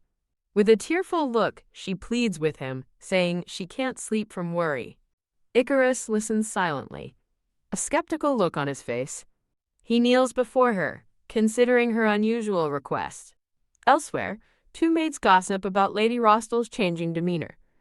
They whisper that her focus in lessons is erratic, as if she's two different people. A maid listens intently to the hushed conversation. As they remark on her dual nature, a resentful Rosa listens from the shadows. Rosa storms off as the maids call after Lady Rostel. She runs down the hall, seething with jealousy over the praise Ririn receives. Surrounded by a dark aura, Rosa vows to ensure Ririn will never rise again. A teacher greets a student, expressing relief that she is well after a week's absence. The teacher notes that after being bedridden, the princess seems calmer. Ririn, posing as her sister, sits silently at the desk. She claims to be looking forward to the lesson, delighting her unsuspecting teacher. In character as her sister, Ririn suggests a simple Q&A for the lesson. As her teacher agrees, Ririn decides on the one question she wants to ask. She asks to learn more about the holy power possessed by the royal family. The teacher explains that princesses receive their power through a divine oracle on their 7th birthday. A vision appears of a young princess enveloped in holy light. The powers typically involve healing, but can also include foresight or psychokinesis of varying strengths. Rin asks what happens to a royal born with weak powers, learning they may be looked down upon. The teacher states that there is a perfect example of such a case. An image of the current queen and a white-haired man illustrates her point. Ririn quietly contemplates the qualities of a true ruler. The teacher then brings up a famous legend concerning the princesses of Luella. The legend is known as the War of the Twin Princesses. The tale begins with twin princesses, one with psychokinesis and the other with healing. Intrigued, Ririn eagerly asks what happened next. The princess, with psychokinesis, unable to secure the throne, started a war that devastated the kingdom. As a result, the people began to fear the existence of twin princesses. Rinrin counters that there is no need for fear if one's power is overwhelmingly superior. Her next question is about who was the strongest princess in all of history. The teacher recounts how the princess healed a bird with a single touch, allowing it to fly away. Ririn is stunned to hear that this princess's holy power manifested when she was only 5 years old. She sits in a dark, thorny throne room, a grim determination on her face. Recalling past lives, she resolves that she cannot allow Ririn to get in her way. She tells her teacher she wants to learn how their ancestors obtained and used their holy power. With renewed ambition, she declares she will become the one and only princess of Luella. The teacher is deeply moved by Her Highness's strong feelings. Rinrin promises to do everything she can, placing herself in her teacher's care. As the lesson concludes, she silently vows that her sister Ririn will never surpass her. She solidifies her resolve, believing the kingdom only needs one true princess. Later in the garden, Ririn notes that her bird, Yan, has recovered his strength. A maid thanks Ririn, explaining that Rosa is doing much better now, which seems to confuse Ririn. A blonde boy named Gray and a younger girl named Victory run happily into view. Whoa! The children stop, mesmerized by the sight of a magnificent tree. The scene shifts to a sketchbook revealing a colorful drawing of Yan, Ririn shyly shows her drawing to Gray and Victory, who are very impressed. Blushing, Ririn offers the drawing to Gray as a gift she worked hard on. She gives Gray a heartfelt hug of thanks, much to Victory's shock. The three children end up in a joyful group hug on the grass. From off-screen, an adult marvels at their innocence and hopes for continued peace. The person was addressing Ririn, who now has Jan perched atop her head. A person asks about the cat, and Ririn clarifies if they mean Joy. Rinrin explains she can no longer see Joy and asks why they brought him up. Gray reveals that they recently found an injured cat just like Joy, and after someone named Asha healed him, he's now sleeping in their room, leaving Ririn stunned. Hearing about the cat, Jan erupts into a furious frenzy, flapping wildly. Jan continues his frantic pecking near Ririn's face. Jan aggressively pecks at a piece of food on a plate. Ririn tries to pacify the enraged Jan with a treat, which he devours with a dark aura. As Victory says she wants to pet the cat, Gray gently scolds her to consider Ririn's feelings. The three children sit together, the atmosphere now more thoughtful. Ririn looks up with a sweet, glowing expression. Gray returns her gaze with an equally gentle and sincere look. A bright, sunny scene focuses on an elegant blue ribbon. The blonde boy, Gray, cheers with excitement, with Victory behind him. Victory exclaims that Her Highness is visiting their house and invites her to stay, but the princess doubts she can. As someone calls for the princess, she enjoys the delicious food in a grand gazebo. A cheerful, blonde-haired Ririn holds up a tasty pink cupcake. Yan the bird sports a fancy ribbon as Victory says she wants one just like the princesses. The three children sit down for a pleasant afternoon tea party. Gray politely apologizes to the princess for Victory's forwardness. The brown-haired princess beams with a happy smile, Yan perched on her hat. As she sips her tea, Gray says they're always happy to have her visit. A quiet moment passes between the brown-haired princess and Gray. Gray apologizes that she couldn't see Joy, but she assures him it's fine. She expresses her relief that Joy is doing well, even if she can't see him. She laughs nervously, surprised to hear he disappeared so suddenly. Rin offers a cookie to a sad-looking Gray, who declines. The blonde girl gets her attention, calling out, "Hey, miss." The brown-haired princess turns, her expression now serious. A memory flashes of the brown-haired princess in an elegant gown. Realizing the danger, Ririn thinks she cannot let Rosa and Joy reunite. Clutching her toy, Rosa looks up in stunned silence. Filled with regret, Gray feels he has let the princess down. A sweet memory shows Rosa happily hugging both her cat and her toy. Gray and Victory stand together, unable to say anything. He worries that this news will only deepen the princess's emotional wounds. As Rosa gets up, she tells a concerned Gray she's taking Yan for a walk. Gray is shocked to hear she's letting him go, which she calmly confirms. Yan takes flight, soaring away with his ribbon fluttering behind him. Rosa waves enthusiastically, wishing Yan a good walk. Gray stares after the bird, utterly bewildered by her actions. As Yan flies into the sky, a voice calls his name. Rosa decides she will stay by the Hestia's sibling's side. In the air, Jan thinks that his Missy's idea wasn't so bad after all. A vision shows someone healing Joy, as a narrator says he is waiting for his chance. Snarling menacingly, the possessed cat appears as the narrator vows to stop him. The cat, Joy, strolls ominously down a sunlit path. He pauses, looking back with a knowing glance. A swirl of brilliant red hair fills the air. A red-haired woman confronts Joy, chiding him for returning so soon. With a hardened glare, she orders him to stay away from the kingdom. She mocks his master's power, claiming they don't possess even half of her own. From the darkness, a voice insists that no amount of struggle will stop their plan. The voice declares the kingdom's destruction is inevitable over an image of a corrupted castle. The red-haired woman senses a powerful presence, noting the cat's fast recovery from her spell. Gathering her power, she confidently declares she will block his path. She lunges forward to attack, yelling, "Get ready, Joy!" Thud! A loud impact echoes through the sky. Back at the party, Gray wonders if something big just fell. Rosa looks on with concern, hoping that Jan is okay. A brief pause focuses on Gray's formal attire. Gray suddenly stands in shock, and a confused Rosa tells him there's still plenty of food. As Gray announces he'll be right back and runs off, a confused Rosa calls his name. A brief close-up shows Gray's hands clutching a white plate. Rosa gazes thoughtfully into the distance, a flower-filled background behind her. Gray stands alone in a vast, sunlit green field. He cautiously approaches a figure partially hidden by a tree as they wonder who is there. Gray looks up at the mysterious person, who hesitates before speaking. He finds an injured, red-haired woman resting against a tree and wonders who she is. The woman clenches her arm in pain, cursing that damned cat. Thinking she chased the bandaged cat off for good, she ponders how it can wield such strong power.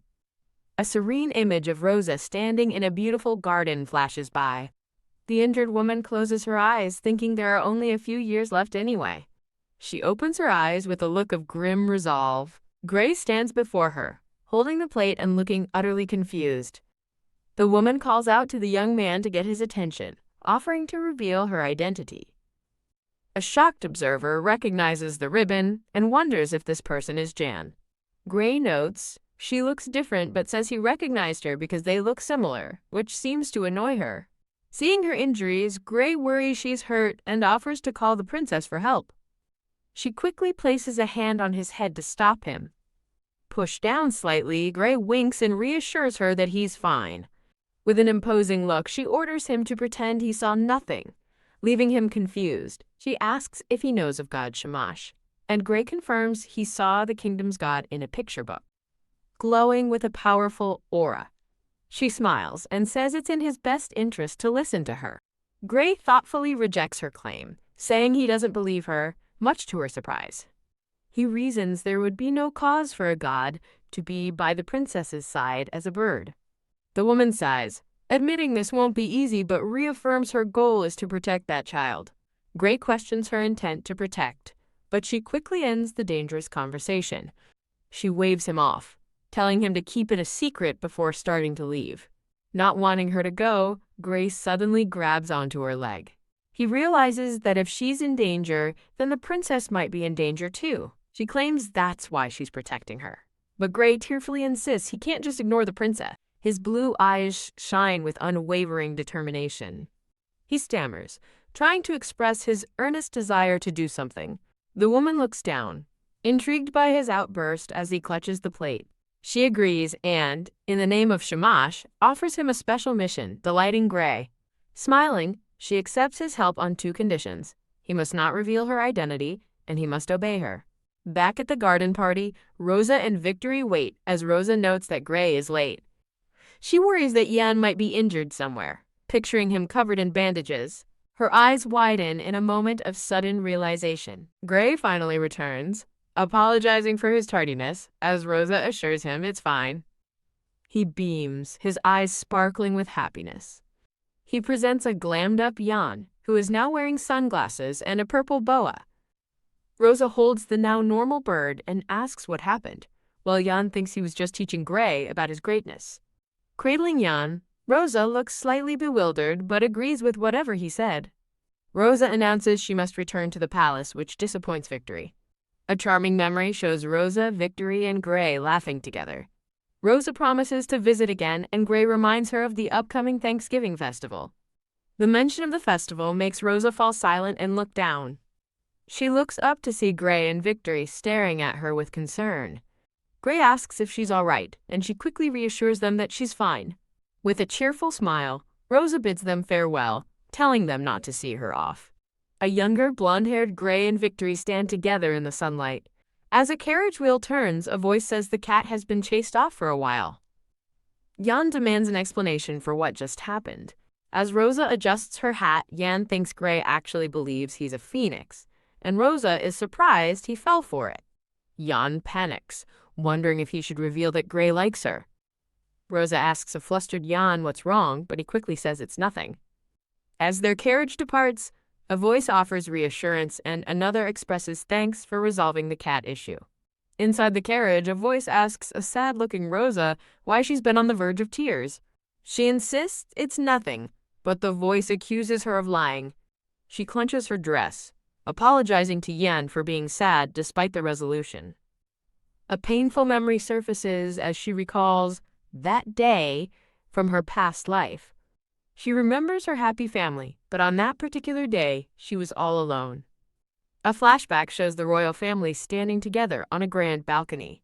The memory is of a grand festival celebrating the holiday of God Ea. She recalls that in her previous life, she couldn't attend Thanksgiving because there was no time to switch with Rosa. Although her mother apologized many times, it couldn't be helped. She remembers the overwhelming feeling of isolation she felt that day. Wiping a tear, the brown-haired princess is called young lady by an unseen person. She angrily denies pouting and tells the person to mind their own business. Rostel, did you enjoy today's outing? A silver-haired man, her father, joyfully lifts Rostel into the air. He praises her for being so sociable, but she thinks she just wanted to befriend them. Feeling dizzy, she's amazed at how close she's become with her father in this life. Her father looks down at her with a gentle, loving smile. An elegant floral design marks a scene transition. Rostel's eyes widen with a sudden, shocked realization. Her father asks if it's too soon, but she quickly denies it. She quietly considers the major implications of entering the event with her father. He confirms her unspoken thought with a simple, "That's right." Rostel looks up with concern, mentioning the Pegasus. A magnificent, winged unicorn stands serenely in its stable. Her father laughs while holding a very worried-looking Rostel. She recalls the Pegasus is a notorious beast that even Rosa couldn't ride in her past life. Holding her hands tightly, she worries about causing trouble for her father if she's rejected. Her eyes reveal her deep-seated anxiety. Her father watches her with a warm, encouraging smile. A brief, happy memory of her past self holding a bouquet flashes by. With tears in his eyes, her father tells Rostel she has truly grown. With newfound resolve, Rostel looks up, ready to face the challenge. Her father holds her securely in his arms. He reassures her that the Pegasus won't reject her, much to her surprise. Suggesting they practice, he gently sets her on her feet. He gives her a soft, knowing smile. Rostel cheerfully says she'll see him tomorrow, leaving him to exclaim, "Tomorrow?" He realizes tomorrow is a day for both Rosa and Rostel, and a new worry sets in. Rostel understands that if her father's words are true, their existence as twins might be exposed tonight. Her father watches her leave, a look of concern on his face. With sudden urgency, he resolves that he must meet Rosa. Rostel reads a book, wondering if she must ride the Pegasus tomorrow. A maid confirms the plan, explaining that Princess Lin spoke with the Archduke. The maid adds that she'll spend the day with her father and that Princess Lin wishes to speak with her. To the maid's shock, Rostel flatly refuses, indignant at the thought of meeting Liren. Rostel reminds her maid, Gabi, that she's still not comfortable around her father. Annoyed with Liren's meddling, Rostel reflects on her loneliness without joy. A sweet memory shows her happily playing with a small bird. In another memory, a lonely girl waves sadly from a window. Elsewhere, two maids gossip about how the princess's mood changes from lovely to difficult. An elegant, dark-haired woman overhears them, coldly contemplating their dismissal from the palace. When Gabi addresses her as Princess Rosa, Rostel reluctantly agrees to go, frustrated by Liren's influence. She agrees to go but refuses to meet Liren, despite Gabi insisting the matter is important. She stops and turns, calling Gabi's name. With a menacing glare, she questions if a maid is talking back to her. A frightened Gabi immediately bows and apologizes to Princess Rosa. HMPH. Her red eyes flash with defiance. Rostel internally scoffs, convinced Liren is just trying to act like a saint again. She seethes with anger, finding Liren's familiar act sickening. The scene shifts as Rostel, now in a different dress, happily calls out to her father. Her father kneels to give her a warm hug, reassuring her that he's fine. He gazes down at her with a gentle, loving smile. In a dark memory, a voice asks a young Liren if she wants to be a good person. Though excited to be with her father, Rostal silently vows not to let Liren get her way. Huh? A sudden shock echoes across the estate grounds. Liren hides behind Gabi, asking in disbelief if Rosa really refused to meet her. Gabi sadly confirms that Princess Rosa's decision is firm. Liren reassures Gabi it isn't her fault as her hands begin to glow. Clenching her fists, she anxiously wonders what to do. She recalls her father's secret promise that a special bracelet would solve any problem. The memory focuses on the beautiful, sparkling bracelet he gave her. He had told her that with it, even the divine beast would obey her. A worrying thought intrudes. If this continues, Rosa could be seriously hurt. Gabi turns back to look at the conflicted young princess. With sudden resolve, Liren asks Gabi to give her bracelet to Rosa. Gabi is confused, but Liren insists that Rosa must wear her specific bracelet tomorrow. Liren holds out the bracelet, her expression filled with urgent determination. Meanwhile, Rostal examines a similar bracelet of her own. She scoffs at the idea she needs a bracelet to ride the Pegasus, accusing Liren of treating her like a fool. Comparing Liren's gift to her own, she takes it as a deep insult, questioning if Liren thinks she is inferior. How infuriating! An aura of pure rage surrounds her. Stomp! She angrily crushes the offered bracelet under her boot. I don't need your help, she declares, insisting she can handle this on her own. Overwhelmed by frustrating memories, she feels it is all more than she can stand. Her father arrives with the Pegasus, beckoning her forward. I'm coming, she answers, determined to succeed without anyone's meddling. The magnificent, white-winged unicorn stands ready. As her father lifts her, she nervously recalls that riding a Pegasus is proof of the throne's power. A flashback reveals the festival's opening procession is a display of control over divine beasts. Her parents ride triumphantly in a golden chariot, a symbol of the Empire's might. Back in the present, a nervous Rostal tightly clutches her father's sleeve. Her father smiles brightly, suggesting they go greet Ibiza. Holding Rostal, he introduces her to a magnificent white Pegasus named Ibiza. He gently encourages a timid Rostal to say hello to the divine beast. Rostal resolves that unlike Liren, controlling a divine beast will be simple for her. Reaching out, she declares that any resistance is futile because she is Ruella's first princess. With a fierce glare, she announces her full name, Rosa Rostal La Palea, shocking her father. Nay, the Pegasus rears violently in a flash of light, causing Rostal to scream. Her father clutches her tightly, desperately trying to calm the enraged Ibiza. He frantically checks on Rostal, asking if she is hurt. Confused, he wonders why this is happening when she is wearing the bracelet. He cannot understand why the Pegasus would reject his daughter Rostal. A voice tells Rostal to wait as a sudden realization dawns on her. Her father examines her wrist, asking if this is truly the bracelet he gave her, as he can sense no divine power from it. Rostal looks up in sheer panic. Letting out a silent, huh? The scene shifts to the cold, empty expanse of a grand throne room. An unseen figure on the throne demands, "Are you mocking me?" As a voice apologizes for palace security issues. The apologist blames Aspero's interference, but the figure on the throne angrily silences them with a blast of energy. A red-haired man with orange wings appears, stating that the other princess is already at her side. A voice warns that at this rate, it's only a matter of time before their power is stolen. In the throne room, a hooded figure kneels, offering their deepest apologies to the great lord of the earth. As a gnarled hand crackles with power, a voice vows to act when their strength returns, while the hooded figure below grunts in pain. Ga'a. The hooded figure is violently thrown back by a surge of divine energy. The hooded figure trembles, struggling to withstand the immense power. The voice from the throne offers to grant a little more power as a special favor. The voice declares that Ruella belongs to them, and that they will not allow underlings to manipulate the kingdom. A blue-haired young man is revealed beneath the hood, as he's commanded not to let the princess out of his sight. The commanding voice confirms he understands, addressing him as Joy Tereyev, and he weakly agrees. A disembodied voice pledges obedience, as you command. Back in the present, Rostel stands opposite her father in the grassy field. As her father resolves that Princess Rosa will become theirs, Rostel defiantly swears to herself that it will happen. A new day begins for the royal family. A voice asks Rostel for the truth, explaining that a Pegasus can only be tamed by divine power.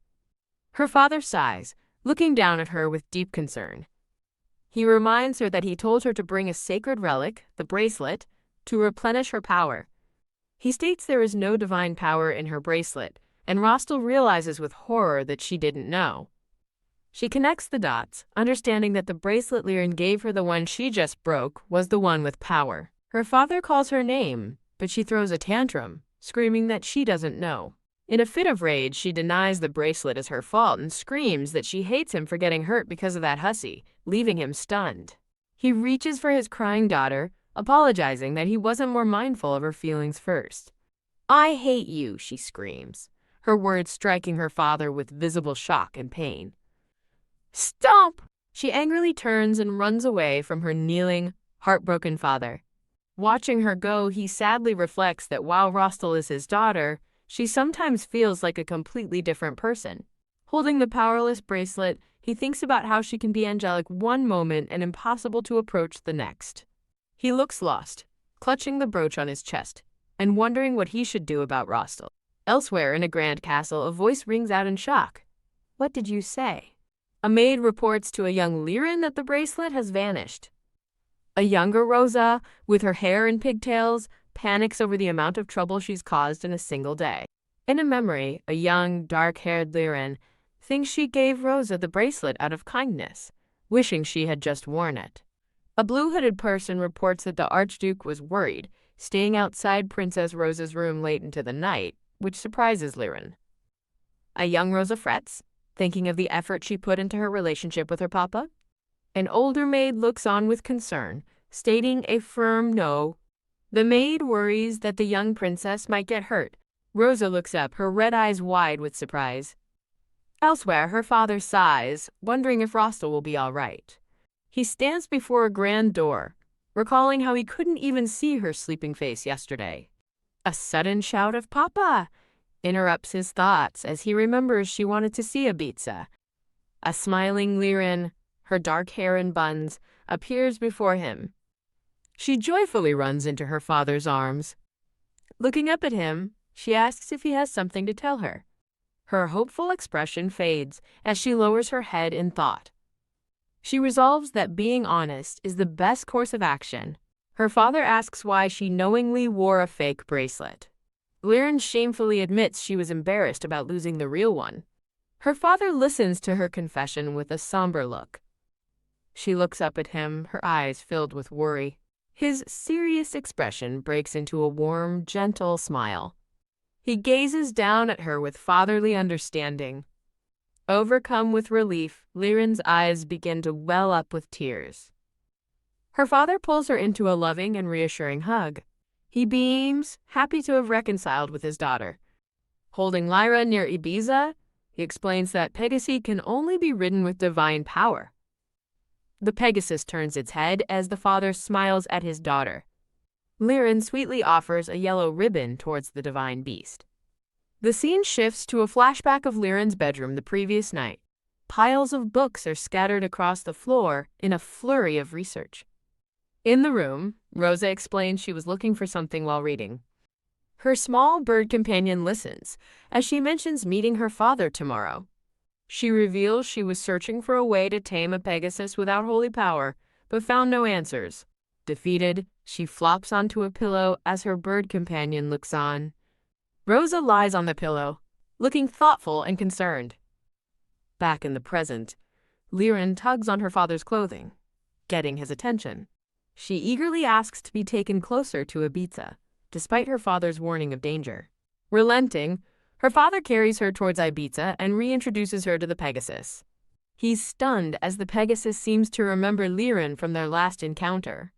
He remarks that Ibiza seems grumpy today as the beast fidgets restlessly. Liren worries aloud if the Pegasus's bad mood is because Rosa visited yesterday. She realizes with dread that Jan was right, and Ibiza is wary of her. The scene cuts back to the previous night, where the bird tells Rosa not to be so stiff. Rosa expresses her concern that riding a Pegasus is not going to be easy. The bird explains that only those with strong holy power can tame the picky beasts. Winking, the bird adds that, in some ways, the beasts aren't that different from her. Rosa looks up from her pillow, a thoughtful expression on her face. Returning to the present, Liren looks nervously at Ibiza from her father's arms. Liren reflects on how people have always pampered her just because she is a princess. In a memory, she recalls that the formality can feel heavy, and that underneath it all, she's just a kid. She sees her royal self facing a mirror reflection of a simple girl, contemplating her two identities. Ibiza the Pegasus stands calmly, watching them with intelligent eyes. Taking a breath, Liren reaches her hand out towards the magnificent beast. Her father holds her as she prepares to formally greet Ibiza. A young Liren smiles sweetly in a sun-drenched field. The magnificent white Pegasus, Ibiza, turns its head towards them. Liren timidly calls out to a confused-looking Ibiza. A flashback reveals Rosa's arrogant attempt to overpower the divine beast. Liren gently offers Ibiza a bright orange carrot. The Pegasus leans down and accepts her offering. Her eyes widen in pure, unadulterated delight. Huh? Her father reacts with comical shock at the sudden bond. Liren gives a cute, triumphant wink. Liren laughs at the nuzzling tickles, as her father notes that Ibiza seems to like her. She closes her eyes, happily petting the gentle beast. Phew. As night falls over the castle, she breathes a sigh of relief. A voice notes her pleased expression, saying the plan worked. In her room, Liren flops onto her bed, happily thanking someone named Jan. She muses that getting close to both Ibiza and her father felt like a dream. A voice from outside her door asks, "Rostel, are you inside?" startling her. As the visitor announces they're coming in, she sits up, wondering who it is. The scene shifts to a memory of a stern, dark-haired woman watching a child in a purple hood. Liren runs towards the woman, seeing another child being held by a maid. The woman, glancing at a sad-looking Rosa, gets a bad feeling and resolves to speak with Liren soon. She stands before two identical girls, Rosa in purple and Liren in pink.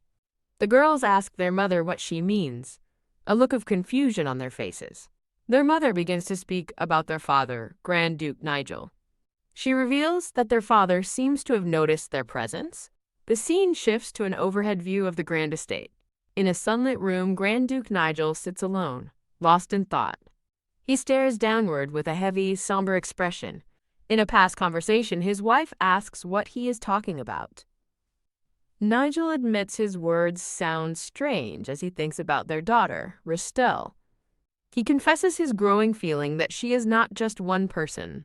His wife sips her tea, looking unconvinced by his theory. A close-up shows the golden liquid in her ornate teacup. In the grand room, she dismisses his concerns, stating that wasn't what she meant. He remembers the image of Liren's gentle success with the Pegasus. His wife asks if it doesn't just mean Rostel is an exceptional child.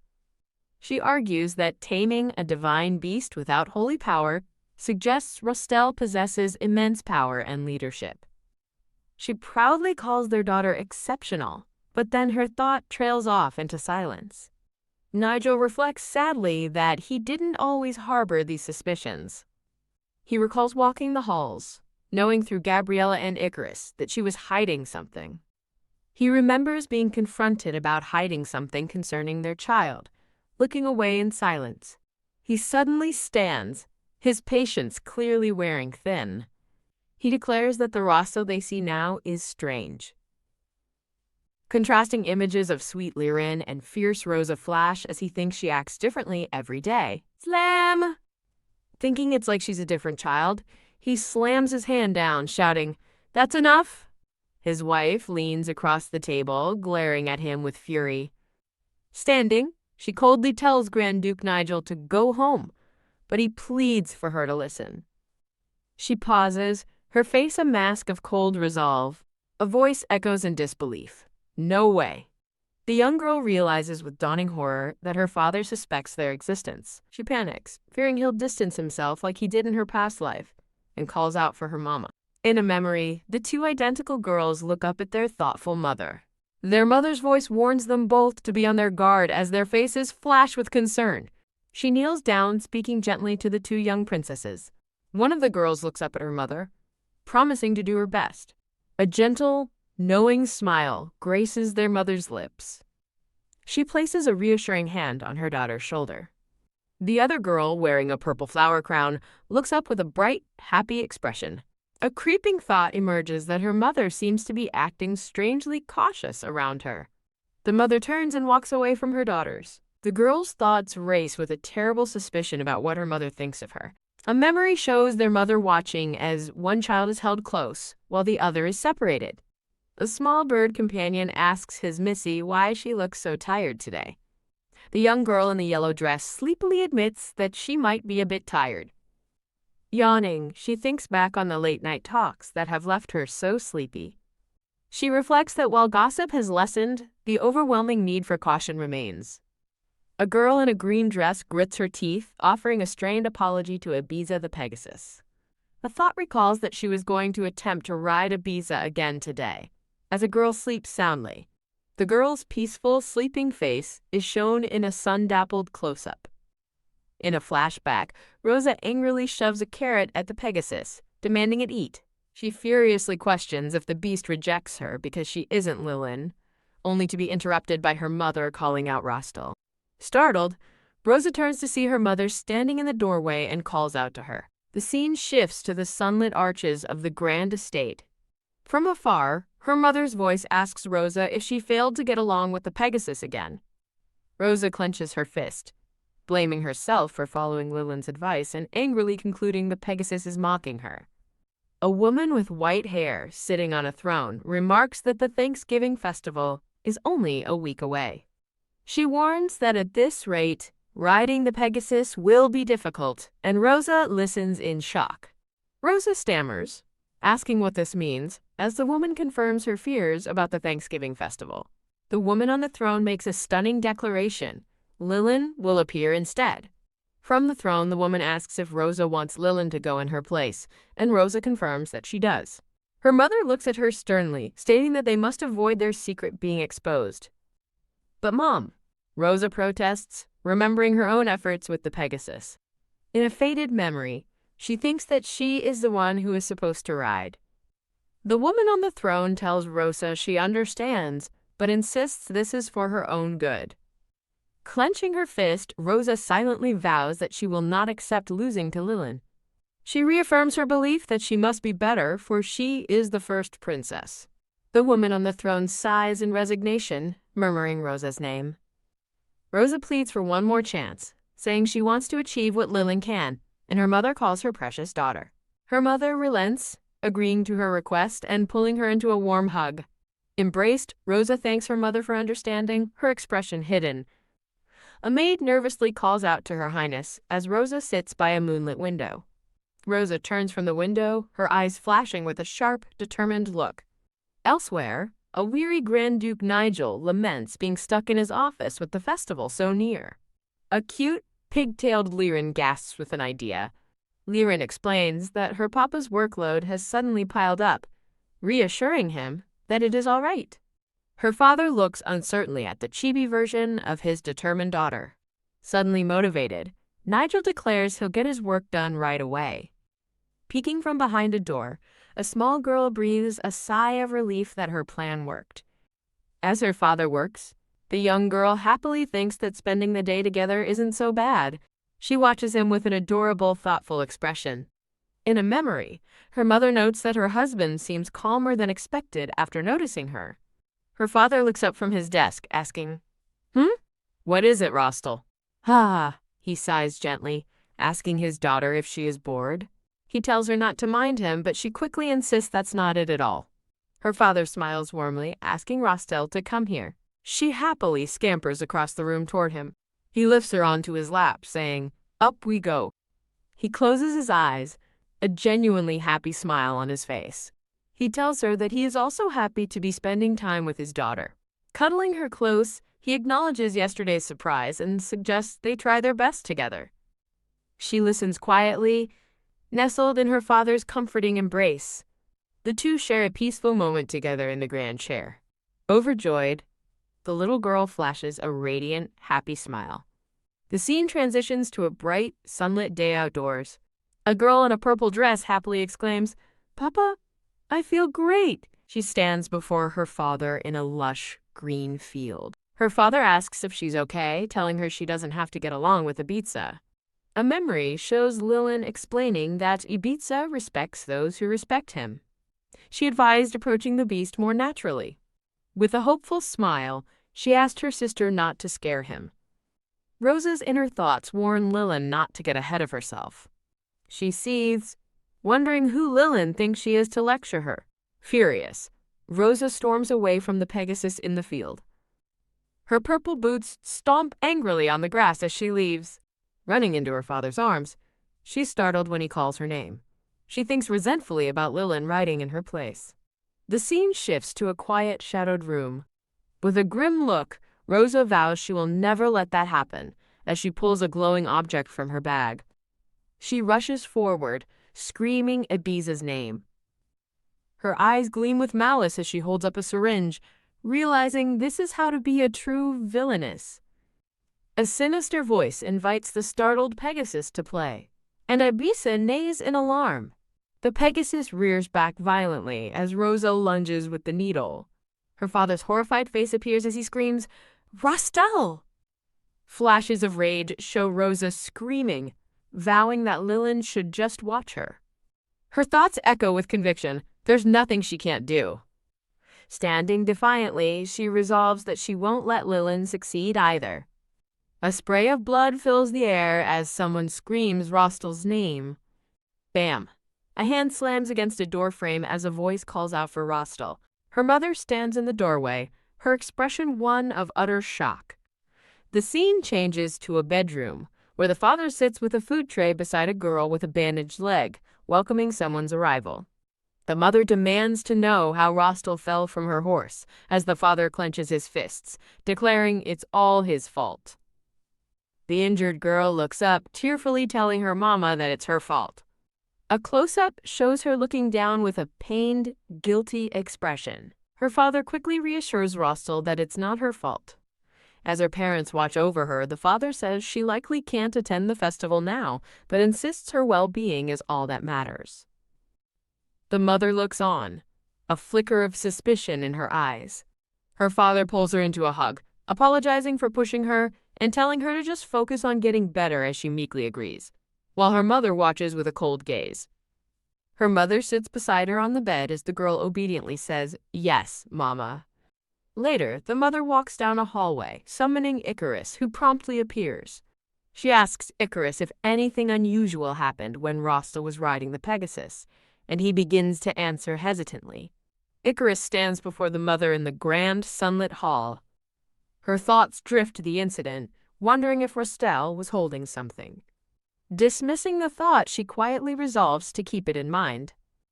The scene shifts to a bedroom, where discarded bandages lie on a bed as a voice begins to speak. A small girl with brown hair and red eyes looks up with concern. The small orange bird asks about the festival, and the girl explains that an injured princess would cause worry. Her expression saddens as the scene transitions to a misty forest. She admits she is also worried about Ibiza, recalling that Pegasus has never been violent before. Looking downcast, she wonders if something happened to provoke the gentle beast. Her head snaps up, startled by something off-screen. The scene transitions to a starry night sky. In bed, Rosa reads a book as her sister watches from across the room. Lilin looks on with a surprised expression. Snap Rosa closes her book, her expression unreadable. She asks Lilin why she did it, and Lilin explains it was the best way to prevent injuries, causing Rosa to scoff. Rosa throws back her blanket and gets out of bed as Lilin watches. Pointing to her bandaged leg, Rosa declares herself the victim, claiming Ibiza kicked her as Lilin looks on in shock. Lillian confronts her sister, stating she knows Rosa used a whip on Ibiza. Rosa defiantly asks what of it, insisting it doesn't change the fact that she was injured. She angrily dismisses Ibiza as just an animal, a mere mount for the royal family, not a divine beast. Lillian stares in disbelief, her mouth agape in shock. With a sudden grab, a hand seizes Lillian's collar. Rosa glares at Lillian, furiously telling her not to dare give orders. She rages at Lillian, questioning her right to lecture and accusing her of arrogance just because their mother praises her. Scornfully, Rosa vows that she will not be pushed around. She reaches for Lillian's hand, reminding her not to forget. "The two of us are one," Rosa declares, her expression intense. Pointing accusingly, she taunts Lillian for being helpless alone and warns her to think carefully before acting. Later, the small bird companion calls out, "Hey there, Missy." He asks if her plan is failing, noting her downcast expression. Lillian quietly wonders if she pushed Rosa too far and was too bossy. Whack! The bird smacks her on the head, crying "Liwa," and telling her to get a grip. He comforts her, saying she shouldn't blame herself for Rosa's twisted views when she just wanted to help her father. The little bird perches on her shoulder as she listens quietly. He encourages her to keep moving forward with the festival preparations, and she offers a small, determined smile. Lillian thanks him but laments that she can't participate, only for the bird to ask, "Who says you can't?" Her eyes widen with surprise and a dawning hope.